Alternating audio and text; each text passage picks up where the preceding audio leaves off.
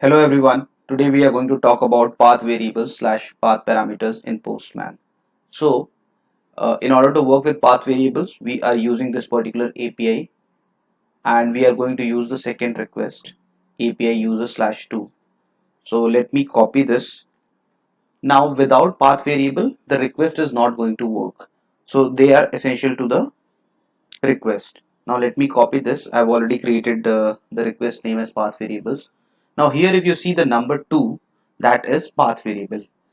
Now let's say we want to not manage it from the URL and we want to manage it from the UI. How can we do that? So right now you're only able to see query params here. If the syntax goes like, let me remove this number 2, I'll put a colon here and I'll put any number.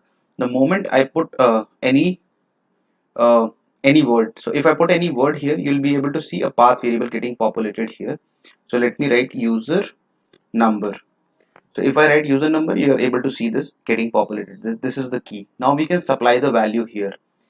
We were supplying the value 2 here, so I'm going to use 2 only. Now if I send the request, it is going to give me the exact same response what it was giving before. Let me remove this and show that again. So I click on send, it is giving me the same response. Now colon user number. Now in case of user number, whatever value you want, you can use. This is usually helpful whenever like a version changes or anything changes and you want to change the values of this. You can manage it from the UI and not you don't have to update in the direct URL. And these are called as path parameters as well. These are essential part. Now let's say I want to add a query parameter in this.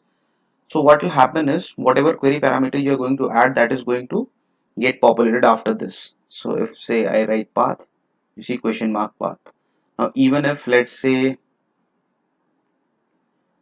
yeah, query parameter is going to be displayed in the end. There's no point removing this. So yeah, this is how it is going to work. That was all about path parameters. Let me know if you have any questions. Thank you very much. Have a great day. Bye bye.